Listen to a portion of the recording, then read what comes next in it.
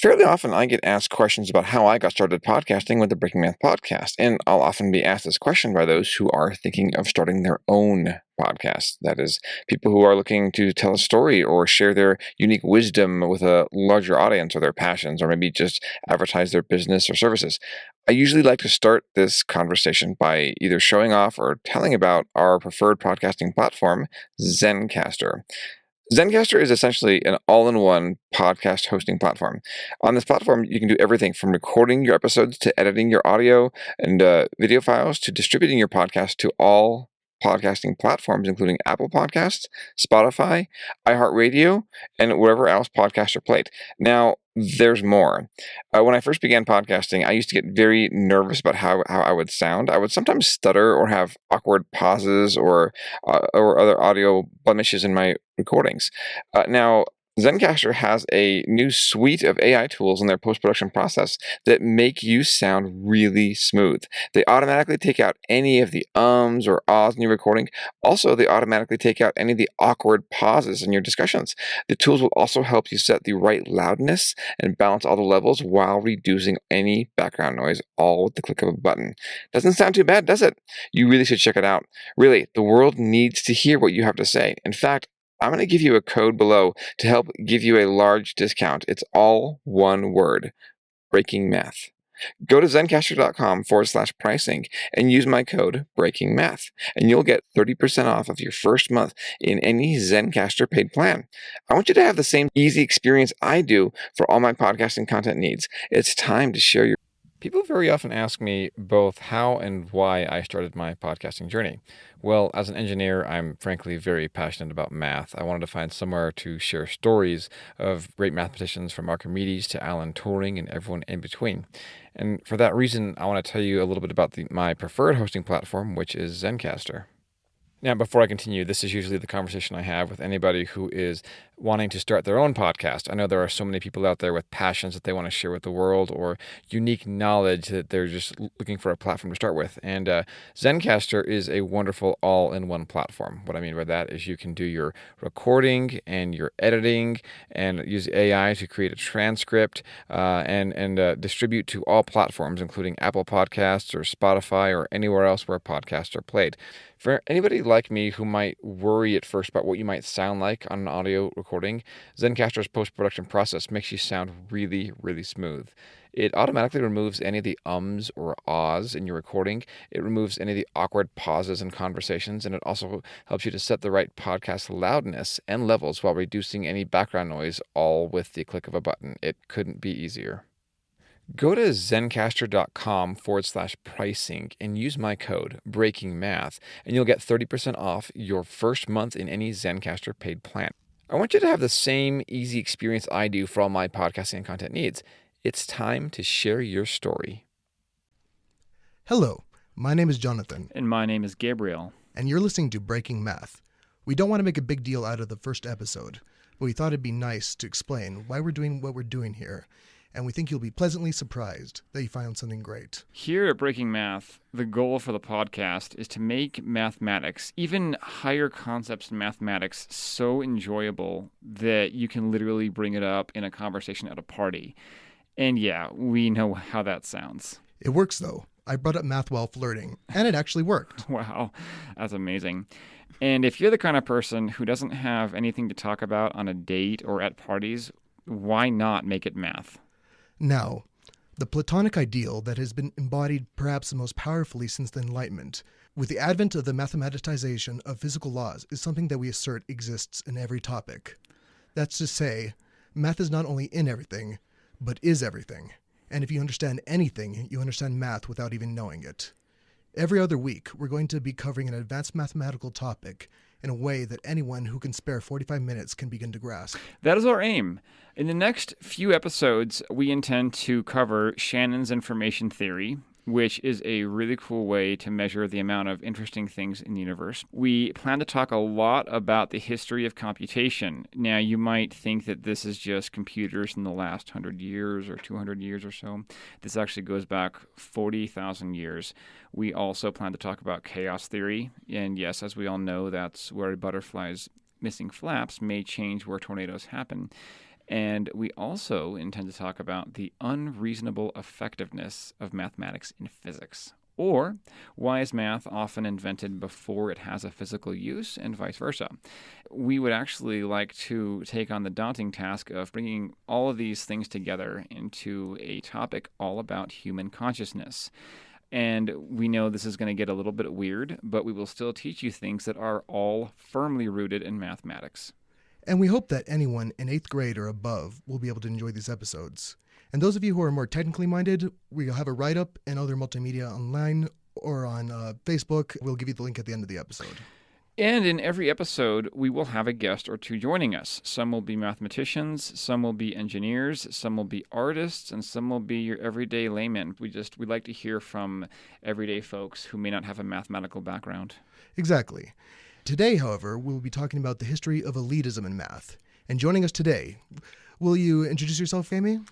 My name is Amy Lynn. I got my Bachelor of Science in Mathematics at the New Mexico Institute of Mining and Technology, New Mexico Tech, down in Socorro. That's where I know Gabriel. That's how I got roped into this. We're Facebook friends. I am a math teacher, so I went to grad school for 2 years before realizing that I was here because I wanted to teach. I went back and got certified in secondary education, and I teach at a public charter school here in Albuquerque, the Public Academy for Performing Arts. So I know lots of artists who are afraid of math, and that's why I'm here. I want to help people to understand math better so that they don't have to be afraid of it. Now, having been acquainted with the concept of the show, what do you hope people will get out of this? I'm hoping that people will appreciate mathematics the way, not necessarily exactly the way I do, that I understand it at a level that I think most people don't, or at least some branches of mathematics, but I think math is really beautiful, and when people are afraid of it, they don't ever get to experience that beauty.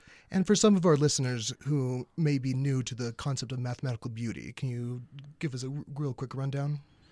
Well, to me, math is beautiful because it's perfect, that it is a closed system, or depending on the branch you're working in, but it's a beautiful system that theoretically is perfect, right? Real world is messy. Nice. I'm very excited about your expertise and your perspective, and this brings back to the whole idea of how it is that we're going to make math accessible to the crowds. One thing I did want to mention, obviously, one goal is to talk about it on this podcast by varying topics and varying perspectives. The hope, perhaps someday, we can actually have a YouTube channel where we've got videos as well as visuals in general that'll also help with that concept. In the meantime, I'm really, really excited that we have math educators with us. And anything you hate about math? I am not a big fan of probability and statistics. I took one class and that was plenty.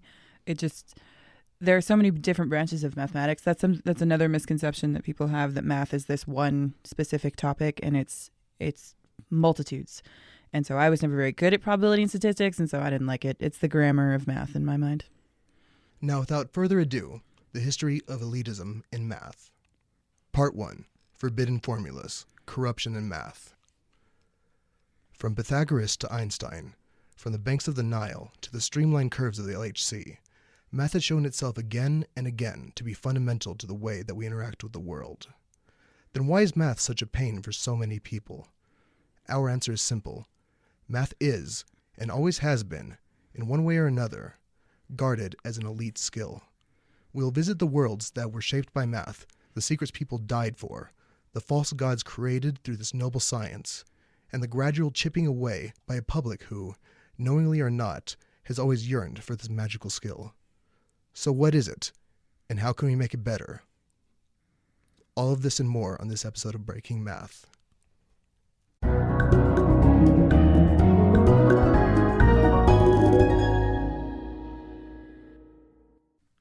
Hello. Once again, I'm Gabriel. And I'm Jonathan, and you're listening to Breaking Math. Our topic today is elitism in math. In short, with elitism, it's this concept that something is not accessible to the masses. It's only accessible to a select group of people.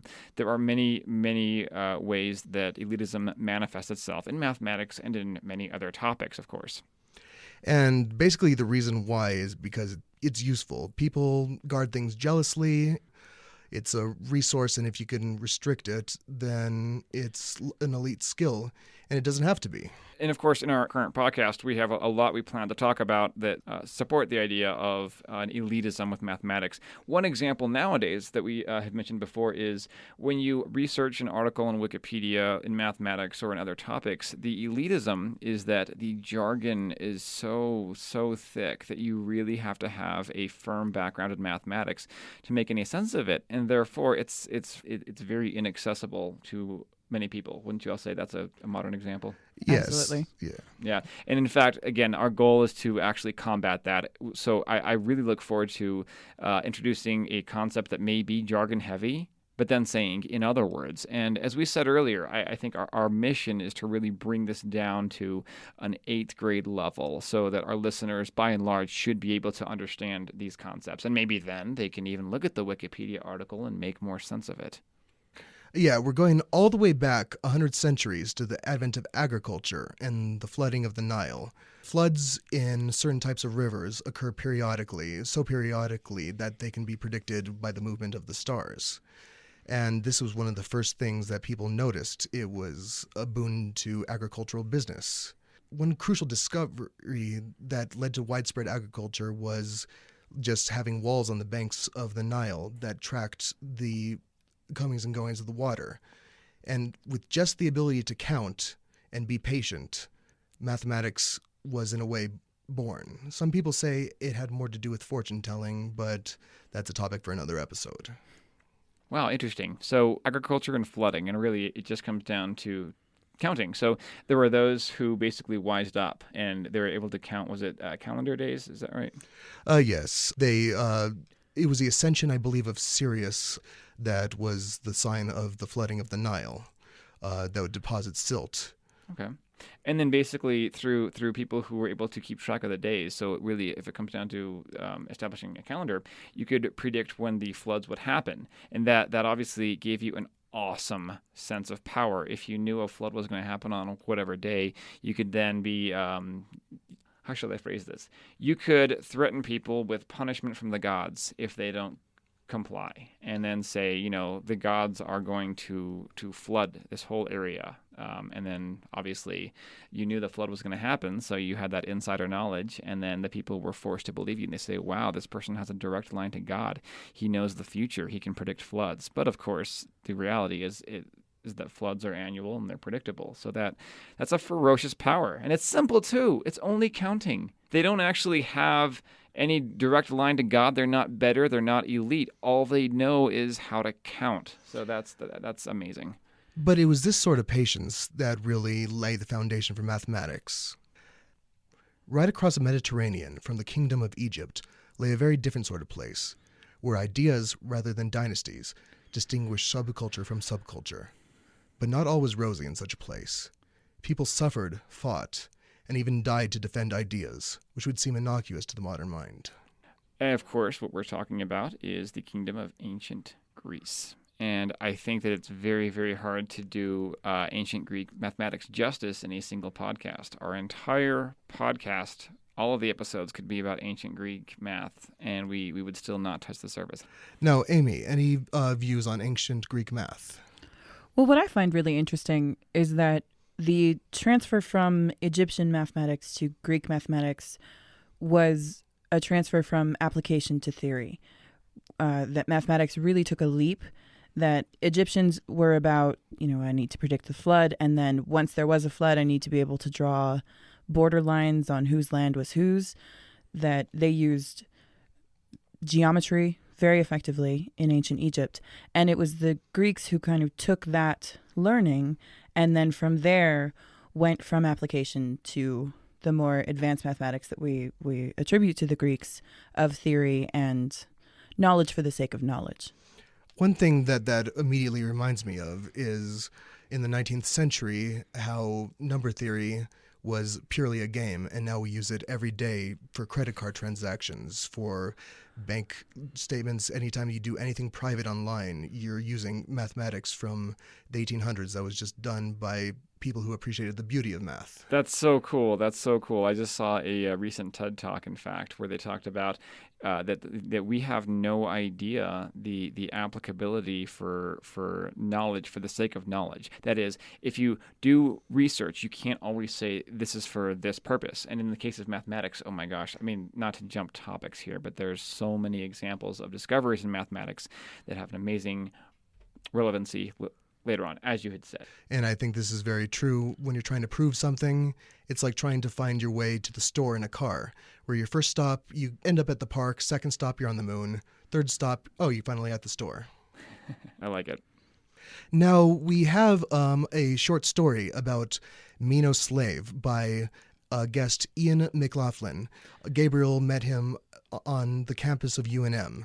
Yes, I was very, very excited to run into Ian. I literally was walking around UNM and I was asking folks who I ran into if they'd be interested in being on a podcast about mathematics. Lo and behold, I run into the student, Ian McLaughlin, and he is a philosophy and English major. But he was very, very happy to share with us the story of Socrates and Meno's slave.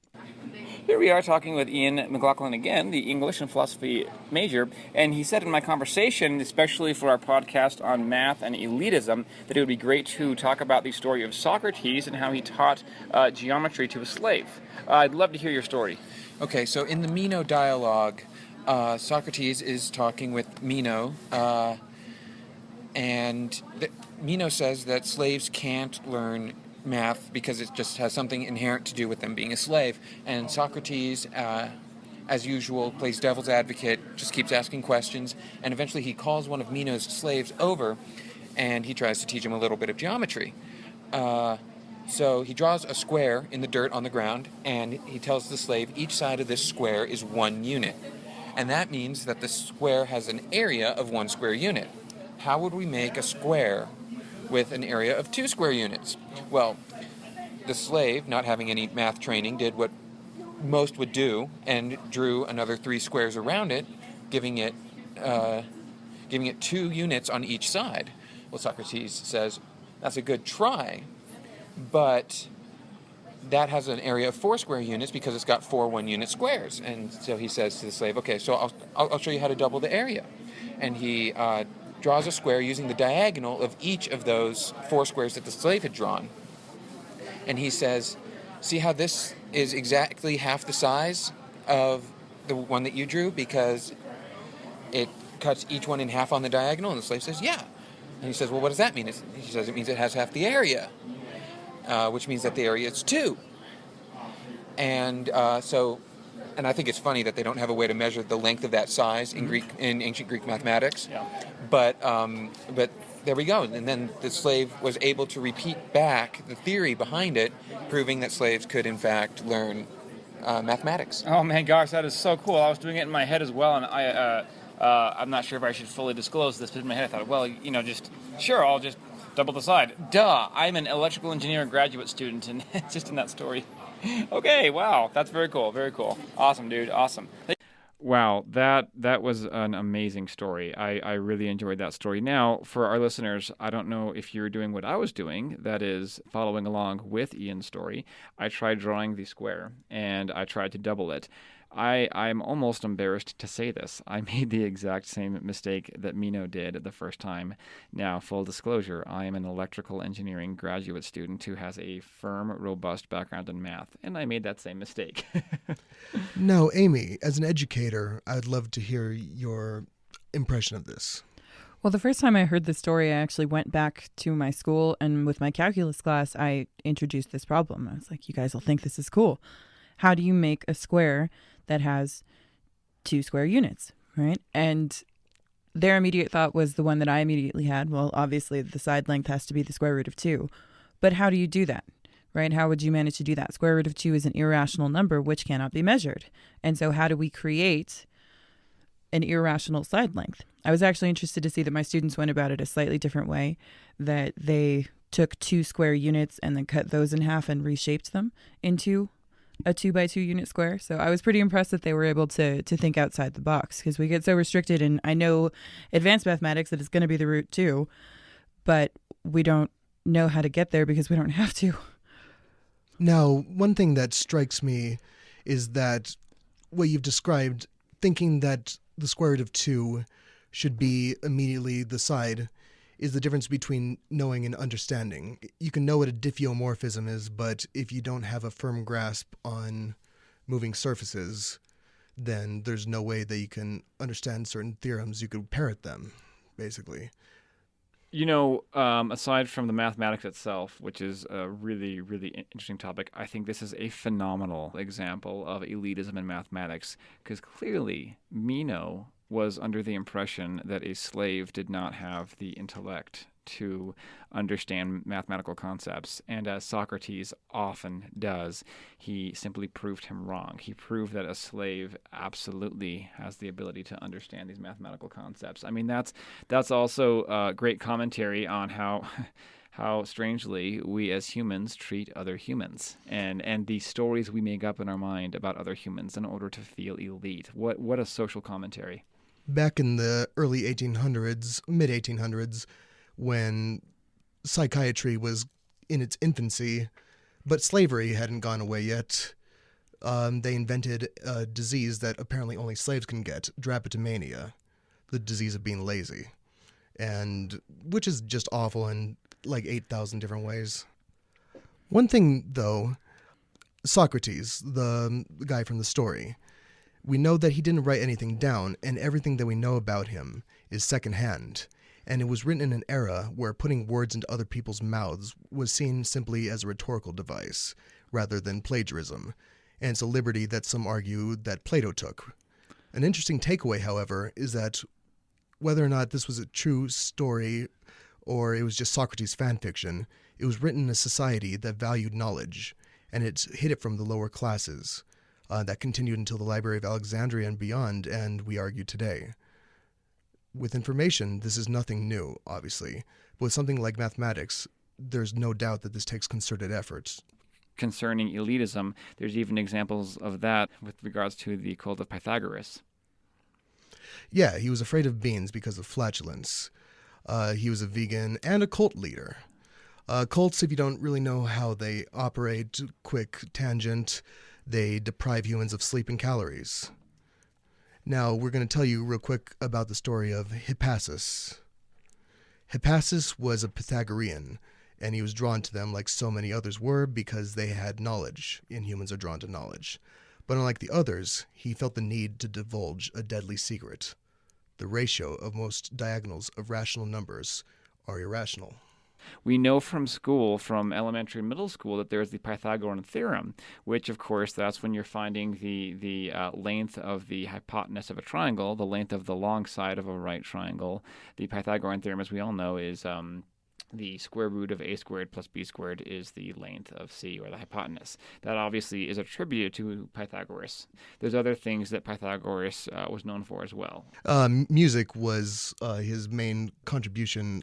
For many years, he discovered the thing about if you take ratios of small integers, they tend to sound good together. There's very little doubt that he did not invent the Pythagorean theorem. Interesting. Yeah, I have heard varying stories about the Pythagorean theorem.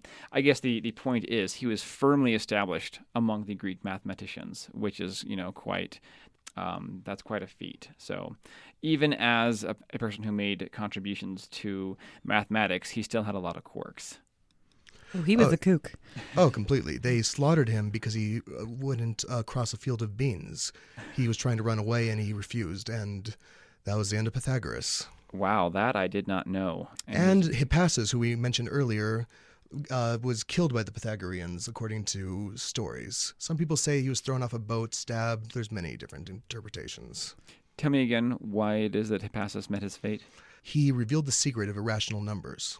We mentioned briefly that obviously, as you said earlier, we know that a lot of cults actually can operate by depriving people of both sleep and calories. Now, this is interesting. This actually relates directly to human behavior. That is to say, when you're robbed of sleep and when you're robbed of calories, you will be submissive. There's more to it than that. It's almost a survival mechanism. If your caloric intake and if your sleep are controlled, and forgive me, I don't quite know by exactly what degree, but you will be submissive. It's been shown. Yes, which makes sense evolutionarily speaking, if you're in a situation where there's very few calories, you have to work with your fellow human beings to survive. So that's a way of manipulating. That's a way of controlling people. And that's been shown to be successful in cult. I'd love to have more examples of what we would call cults using that method to control. Pythagoras was in a position of power. As a cult leader, he had many ways of manipulating information. Of course, our main topic today is essentially that, the manipulation of information. That's what elitism is. And Pythagoras, even someone who is now sort of revered as much as he, was at his heart a manipulator, a person who was an elite, and a person who would kill people to control the information that he wanted to still control. Elitism was not far from him. But why is it that people were persecuted for revealing the knowledge of irrationals? It was because of the ancient Greek sort of philosophy, worldview that these Pythagoreans had, that whole numbers were perfect. They believed that the sum of 4 plus 3 plus 2 plus 1 being 10 was a sacred thing. What an irrational number is suppose you have two integers. An integer is just a whole number, and you divide one by the other. You'll get another number. You can't do that with every single number. There are certain numbers, like the square root of 2, where there's no two integers that you can divide that equal it. Okay, very good. And then, of course, there's just real briefly, there's many examples of irrational numbers. As we said, the square root of 2, also pi. It's provable that there's more irrational numbers than rational numbers. That's fascinating, actually. Correct? Correct. We better make sure of that. Mm-hmm. Yeah. So what I wanted to mention about Pythagoras and his followers, he used knowledge as his carrot, right? That he kept people following him by offering them enlightenment, which is not an unknown way to get followers, I think. But it was interesting to me that the Greeks were so enamored of mathematics that they were willing to sacrifice food, sacrifice health, and freedom in order to learn. It really does show the essence of mathematical beauty, how it's basically intoxicating. And I really do believe that that's why elitism shows up again and again in mathematics, for the reason that you mentioned, that it's such an attractive thing. And that's why it's such a shame that so many people fear it. Yeah, I got to say, I think for all of us here, we certainly share that Greek idea that the mathematics is beautiful and enchanting. And then again, based on how someone presents it, it could very easily be brought up to an occult-like status, like many things. I know as a human species, we of course are a pattern-seeking people, and we're always looking for meaning. And if someone can spin a story and use mathematics to back it up, I can very well see how people can be led to elevate people like Pythagoras to a cult-like figure, to a godlike status. Now, spanning the bridge of time from ancient Greece to late medieval Europe were a great many empires. They came and they fell. And in that time, much information was lost to the Western world, preserved by the Islamic world. During this time, the Aristotelian view of science dominated and was backed up by the Christian church. The quote that we have is from a dialogue concerning the two chief world systems. It's that book that Galileo got persecuted for, and that in itself is an example of elitism. However, I think that you'll find that the content of this quote demonstrates another form of elitism. One day I was at the home of a very famous doctor in Venice, where many persons came on account of their studies, and others occasionally came out of curiosity to see some anatomical dissection performed by a man who was truly no less learned than he was a careful and expert anatomist. It happened on this day that he was investigating the source and origin of the nerves, about which there exists a notorious controversy between the Galenist and Aristotelian doctors. The anatomist showed that the great trunk of nerves leaving the brain and passing through the nape extended on down the spine and then branched out through the whole body, and that only a single strand as fine as a thread arrived at the heart. Turning to a gentleman whom he knew to be an Aristotelian philosopher, and on whose account he had been exhibiting and demonstrating everything with unusual care, He asked this man whether he was at last satisfied and convinced that the nerves originated in the brain and not in the heart. The philosopher, after considering for a while, answered, "You have made me see this matter so plainly and so palpably that if Aristotle's text were not contrary to it, stating clearly that the nerves originate in the heart, I should be forced to admit it to be true." Wow, that's absolutely amazing. I'm rereading that again as I'm thinking about that. So you literally had an individual here who was clearly shown a dissection, and we clearly see that the nerves do not originate in the heart. And yet he still says, if it were not for Aristotle's text saying that they do originate in the heart, then I'd be forced to admit that they don't. And I think what this shows is a big problem with elitism at all. Proponents of elitism say that it preserves the knowledge, it keeps the knowledge away from those who would harm it. However, because elitism has such an intricate power structure, it can defy reason. I mean, look at all the ancient mathematicians. They were all in very high positions of power.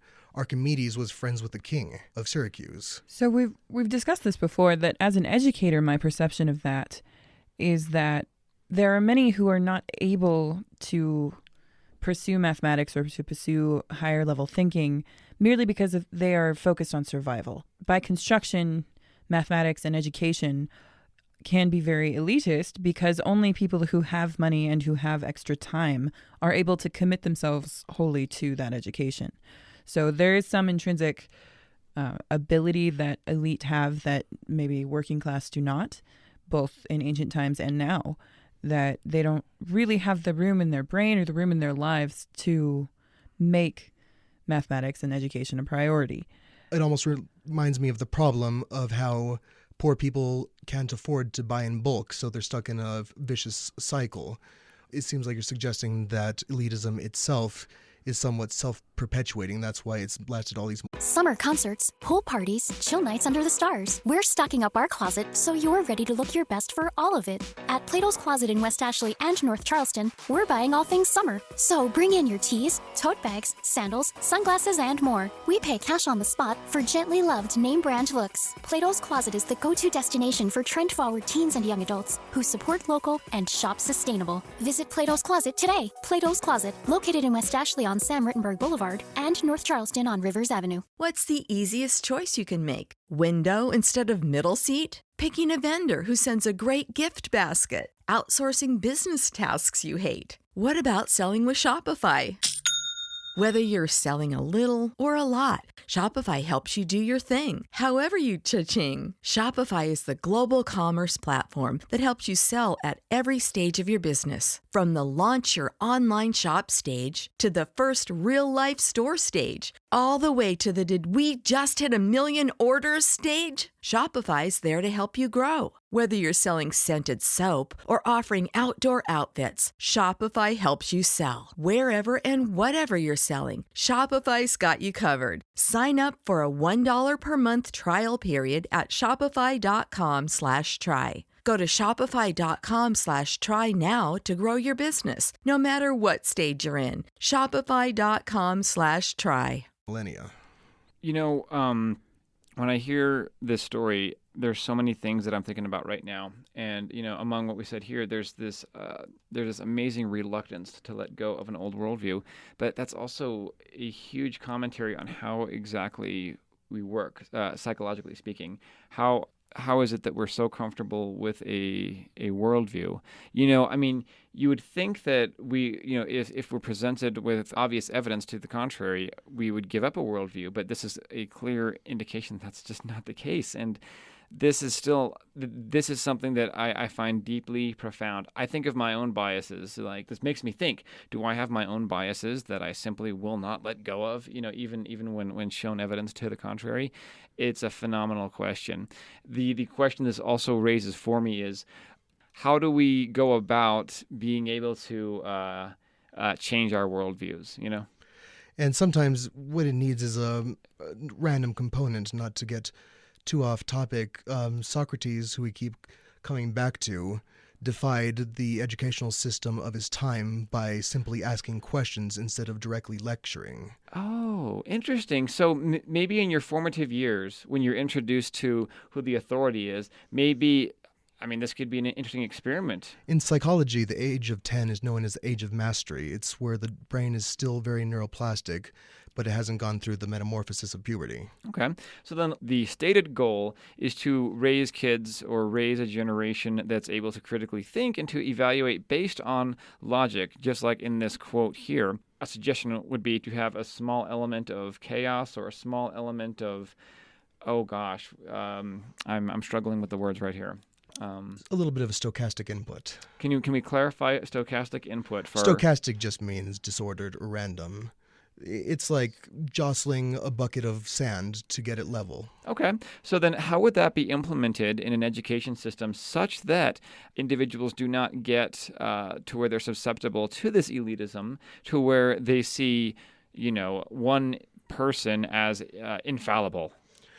Well, that itself is a difficult question to answer because any biases that a system will have can blind the system to the biases. I mean, by definition, the system would be blind to the biases. Even the randomness itself could be randomness that's targeted in a certain direction. If you have the bucket of sand and you're trying to make it level, but you have the bucket of sand not level, it's never going to be level. Wow. As to education and how we can open children up to be able to accept knowledge and not be married to it, right? To be able to think analytically and make their own decisions. We teach math as a fact. We teach it as a known, right? We never actually teach children anywhere, really. I think that math was developed. It was to some extent invented. There's always the argument of whether math was invented or discovered, and I think there's an element of both. But we never teach them that someone had to decide what numbers to use, what these symbols meant, right? Somebody had to decide that a number was its own concept rather than having to be specifically, 3 represents 3 apples, right? And if you look at a lot of very old languages, you can see evidence of this. Just in English, we have a herd of sheep, but we have a flock of geese. Different words for plurals get actually to the point where there's different words for 2 or 3 objects in Proto-Indo-European. I believe that's correct. Along with the centuries of time between ancient Greece and medieval Europe came a deep deficit of knowledge. For centuries, engineering, cultural, and mathematical knowledge was lost to the West. Rare books were bleached and used to reprint common ones, and all knowledge of curatorship was preserved by a loose network of monasteries. It was on the latter half of that history that the peripatetic, that is to say the Aristotelian view, dominated and was supported by states as well as the monolithic medieval church. It was in this environment that thinkers such as Gerbert of Aurillac, who was accused of convening with the devil, and Galileo, who was accused of heresy, struggled against elitism. Galileo, of course, was from Italy, and Italy was the heart of the Catholic Church. He had many friends high up in the church, and it was because of this that he felt safe publishing his treatise, The View Concerning the Two Chief World Systems. And we're going to read you a little excerpt of that right now, and it demonstrates something very deep about elitism at that time and perhaps today. This treatise, by the way, this is pretty deep stuff. It's a pretty thick quote here. What's fascinating about this treatise is, as you'll see, it is a treatise between, is it a doctor and... It's, the book itself is a dialogue, but the excerpt is about a person who's a medical curiosity seeker refusing to believe what's right in front of him. Yeah, this is a fascinating quote. Without further ado. So you could kind of see the situation that Galileo found himself in during that time. It was not pleasant. I believe they put him under house arrest for that treatise. It didn't help that he cast the Pope in the Simplicio, the simpleton character. He did it as a method of sort of endearment, but that could be taken very badly. I had no idea about that. I mean, I knew the standard. Well, I knew a little bit about Galileo, but I had no idea that he actually cast the Pope as a simpleton. That's not going to bode well, especially during that time period when the Pope is obviously well respected. Yeah, the simpleton character, of course, in these old treatises was the one who does the most learning, so it wasn't an unambiguously bad role. Oh, okay. I was not aware of that either. Now, of course, that's one form of elitism.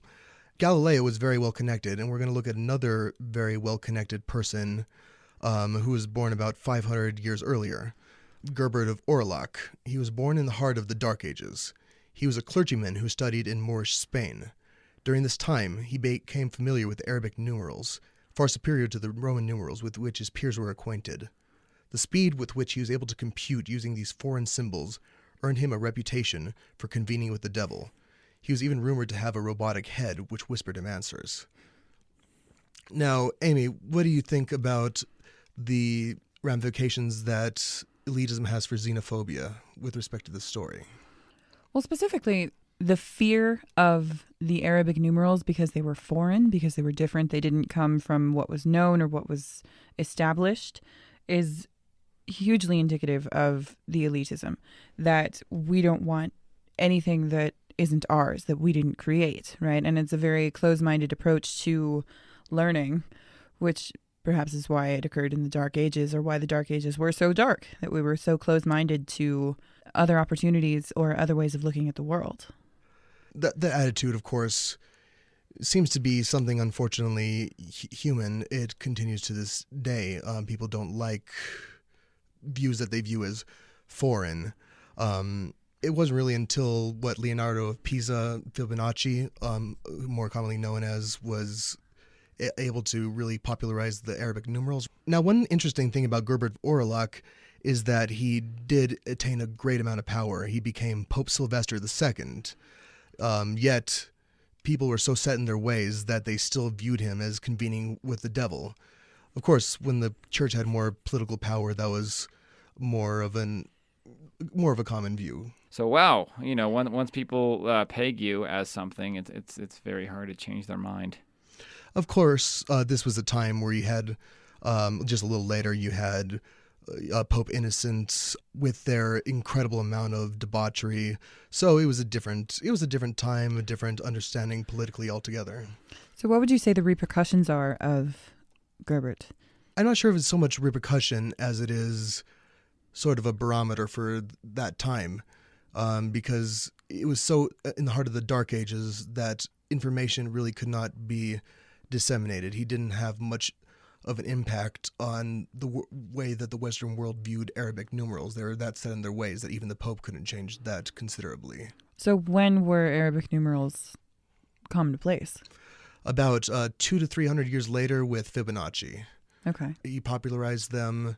Actually, Florence, Italy, banned them because they thought that shopkeepers would use them to falsify records, because I don't know why they didn't think that could be done with Roman numerals, but there you go. Wow. Again, kind of like maybe the American system and the metric system. There's just a lot of resistance to changing to something that can be shown to be more efficient. Well, you could take my gallons of milk from my cold, dead hands. Okay, I understood. But yeah, I believe it's very similar. So why do you think it took 200 years?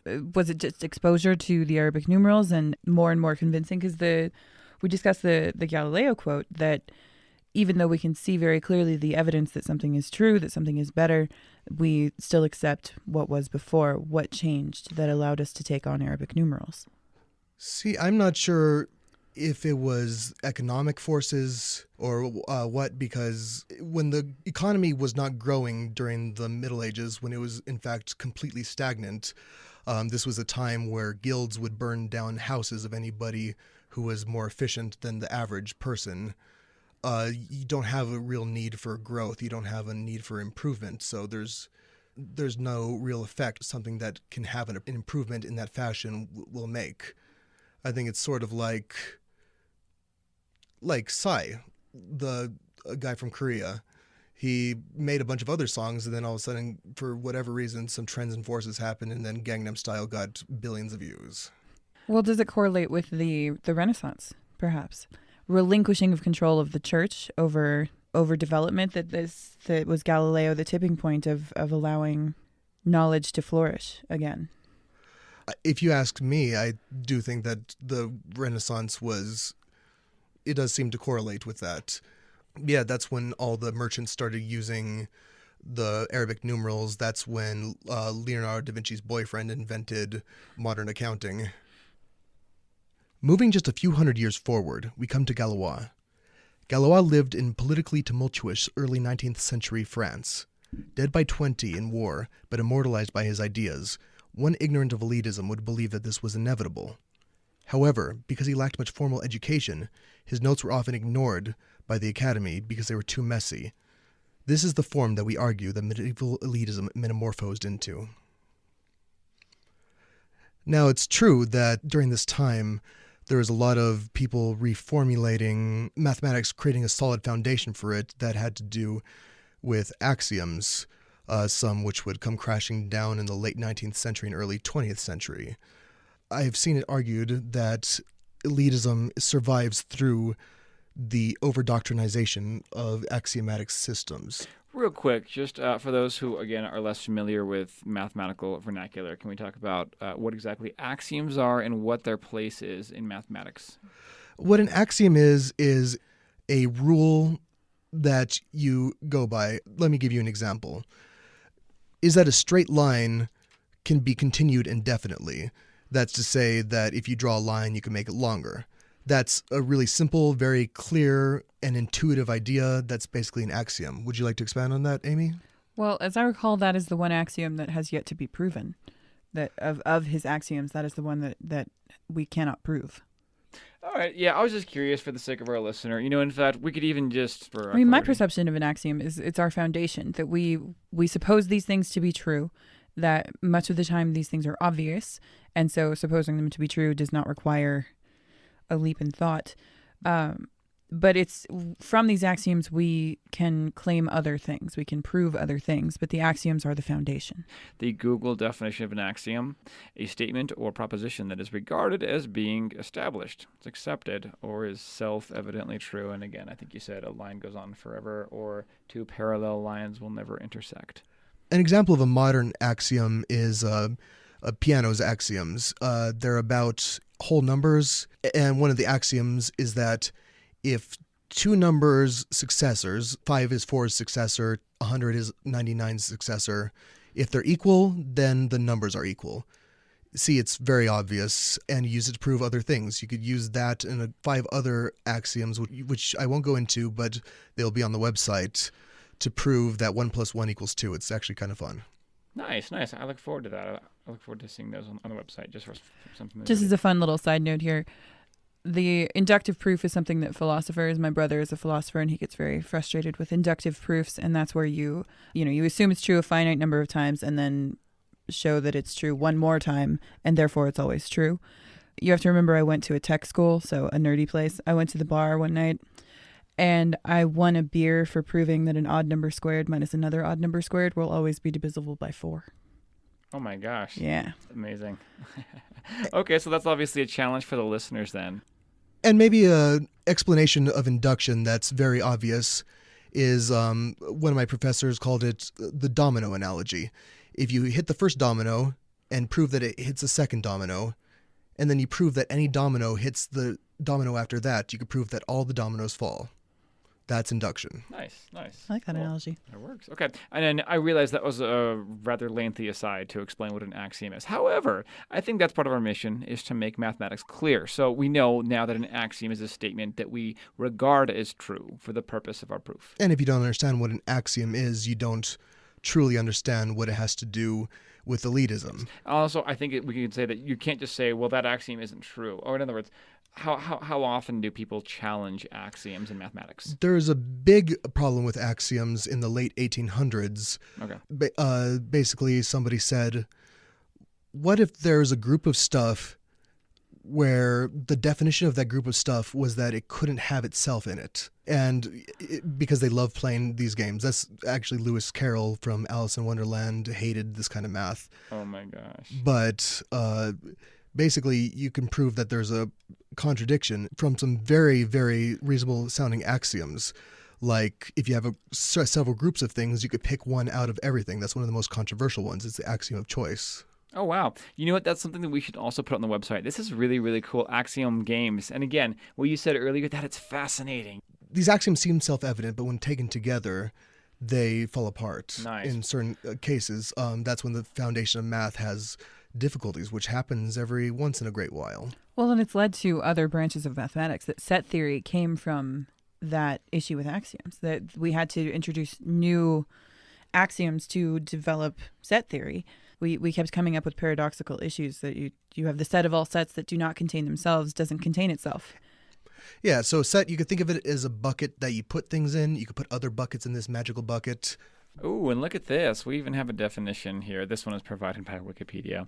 In mathematics, a set is a well-defined collection of distinct objects considered as an object in its own right. For example, 2, 4, and 6 are distinct objects when they are considered separately. But when they are considered collectively, they form a single set of size 3, written in braces 2, 4, 6.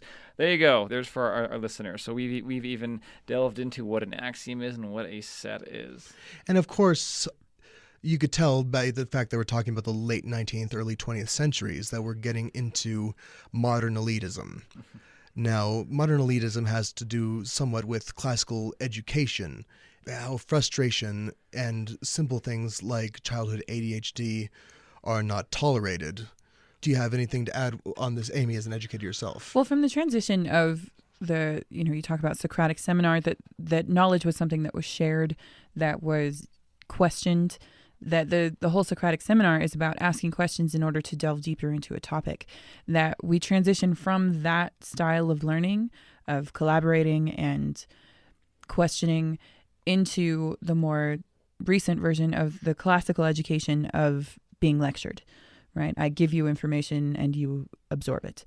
That there was very little room for discussion, very little room for any kind of analysis, that it was, I'm telling you what is true and you will learn it. Yeah, and of course that doesn't foster critical thinking, except amongst, like you were mentioning earlier, the people who can afford an educational environment that can foster that sort of thing. Well, even now in modern times, we lecture, we give notes, we tell something that is a fact, and certainly in mathematics and to some extent as well in science, we don't question anymore, right? We tell students that they need to think analytically, but we don't ever give them an experience on how to do that or give them the opportunity to do that. We give them an outline of the scientific method and have them fill in the blanks, that they never have to ponder what it is to prove something.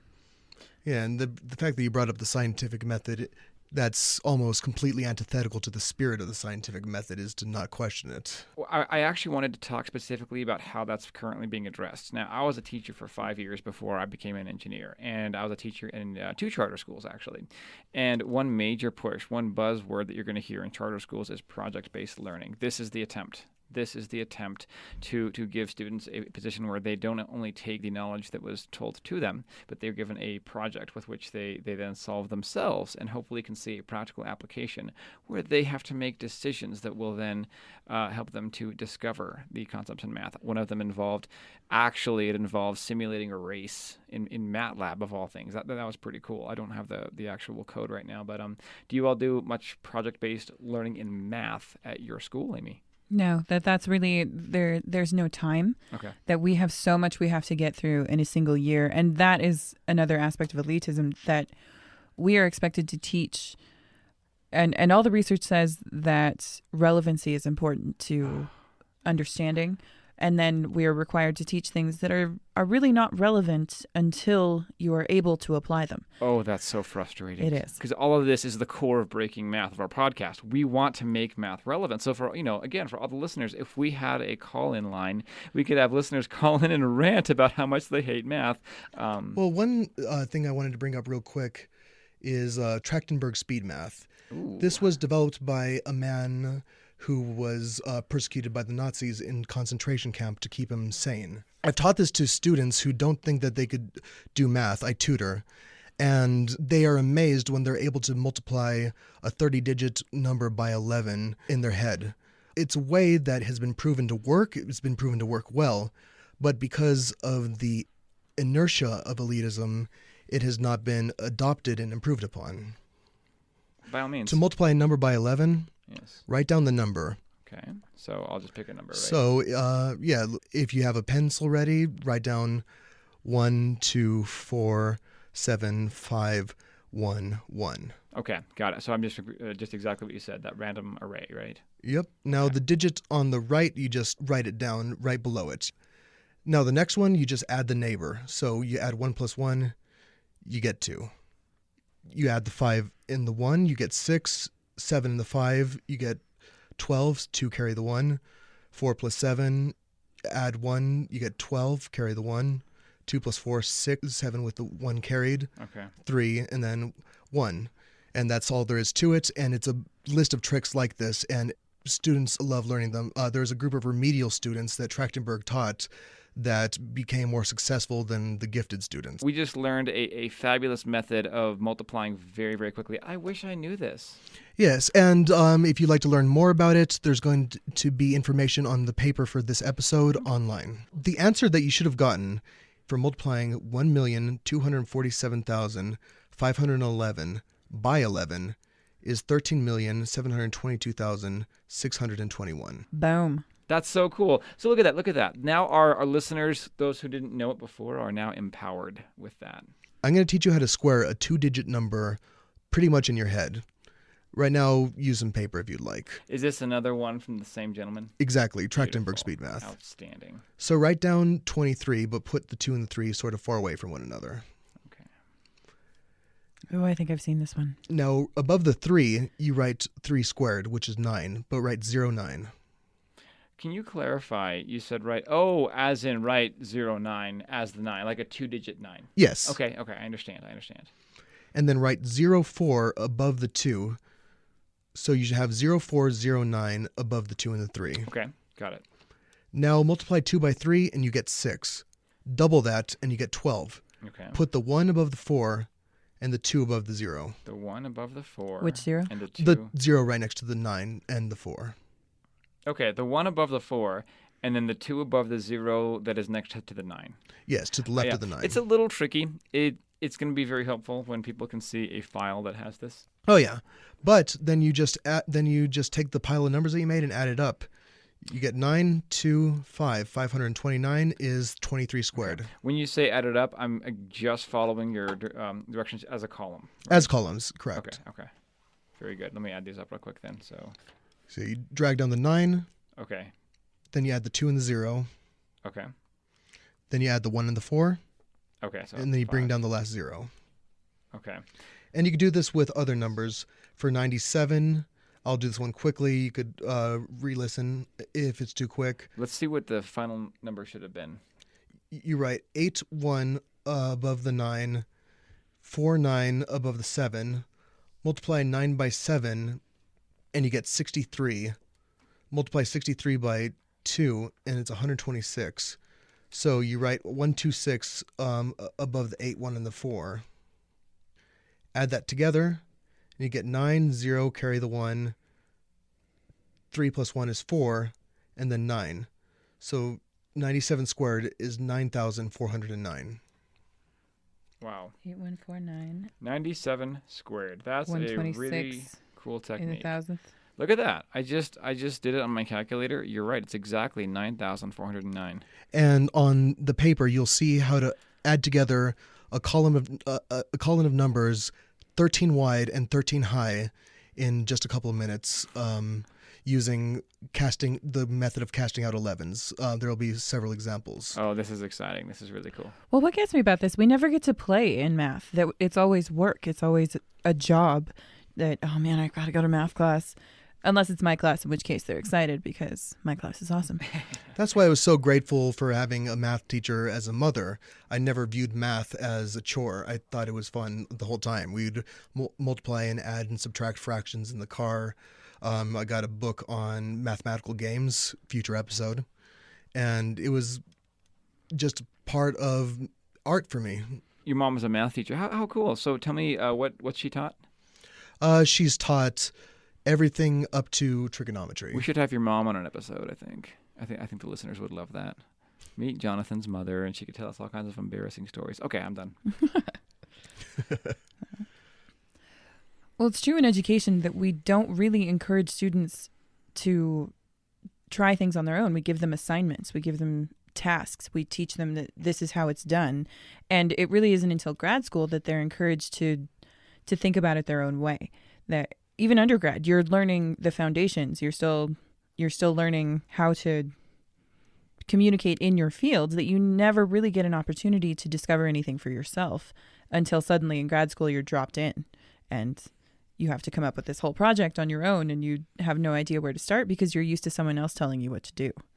Wow. I know of many students who feel that way when they're doing their PhD dissertation, that terrifying freedom of, what do I do? Nobody is holding their hand anymore. Right. We never get the opportunity to explore, and so we don't even know how to when we finally are given that opportunity. Oh.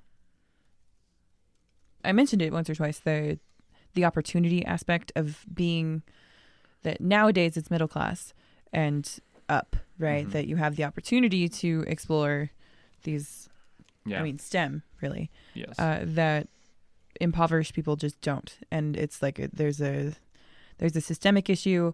And then beyond that, we have if you are not taught the classical way, if you don't have the piece of paper, that you're never going to be taken seriously, that is not so much systemic as it is the elitism that we've inherited. Yeah, you got to have your degree, which, I mean, I don't know. So here's my question, though. I understand the frustrations with got to have the degree, and it's also inaccessible when colleges do cost a lot of money. I guess the question is it bad to require a degree? Is it a successful measure of some base competence? Well, there's a little bit of movement away from that with places like, I want to say like Google, that if you can prove yourself that you are capable and motivated, you will get a job. Nice. Especially in the technological age, wow. where information is so readily available without having to go through formal education. Yep. But I think that mathematics specifically is still pretty separate from that phenomena. Yeah. Really, the only exception I can think of in recent history is Ramanujan, and he had to have somebody vouch for him who was in the elite before he was ever taken seriously. Wow. And so that, really is what it's come to. And I think for the most part, it is required that you know the language that you're trying to communicate in, that you do need to know the formal classical education version of mathematics in order to be able to communicate whatever it is you've discovered or whatever it is you've theorized to the rest of the populace. So having that kind of common language is important, and I think going to school to learn that is valid. And maybe the piece of paper as well, that you need that piece of paper that says, I know how to talk to you. Oh, yeah. But it also, I think, it's overrated. Can be restricting, yeah. Yes, it can be. Why is elitism so prevalent? And what can we learn from its role in mathematics to minimize its damage? These are questions that circumstance forces us to ask ourselves, and it is up to us as a society to understand the role that freedom should have in education, if freedom is indeed antithetical to elitist corruption. We've explored the businessmen of the Nile, the mental explorations of Athens, the revolutionary thinkers of the Renaissance, and indeed modern students, and how they are all influenced by elitism. As much as we have improved upon the barbarism of the past and established a system where at least middle-class people have leisure for thought, we still have a significant way to go. But with every improvement that rids the world of an inefficiency comes new modalities of thought, and new rich histories are written. I'm Jonathan. I'm Gabriel. And I'm Amy. And this has been Breaking Math. Oh, sorry. A simple model of the weather, populations of prey and predators, leaky buckets on a Ferris wheel, and magnets on a pendulum. What do these all have in common? You've heard of the butterfly effect, but you may not know as much as you think about chaotic systems. And neither do mathematicians. Prepare to learn about one of the most philosophically revolutionary branches of mathematics in the past 500 years. Next on Breaking Math. Chaos and fractals. Well, it's exciting because we don't actually know the repercussions yet. That's often the case that we develop mathematics before we understand what they're useful for. Oh, man. That's what physicists are for. So really. we don't know what we're getting into. Like, what if by talking about it, what if we make a big black hole in the studio? Are we sure we want to go there? We probably shouldn't do that. Yeah. No, we should. That's why it's called Breaking Math, because, guys, we broke math. Summer concerts, pool parties, chill nights under the stars. We're stocking up our closet so you're ready to look your best for all of it. At Plato's Closet in West Ashley and North Charleston, we're buying all things summer. So bring in your tees, tote bags, sandals, sunglasses, and more. We pay cash on the spot for gently loved name brand looks. Plato's Closet is the go-to destination for trend-forward teens and young adults who support local and shop sustainable. Visit Plato's Closet today. Plato's Closet, located in West Ashley on Sam Rittenberg Boulevard and North Charleston on Rivers Avenue. At the UPS Store, we know things can get busy this upcoming holiday. You can count on us to be open and ready to help with any packing and shipping or anything else you might need. Is there anything you can't do? Actually, I don't have a good singing voice. The UPS... Nope. But our certified packing experts can pack and ship just about anything. At least that's good. The UPS Store. Be unstoppable. Most locations are independently owned. Product, services, pricing, and hours of operation may vary. See Center for details. Come in today to get your holiday goodies there on time. Math.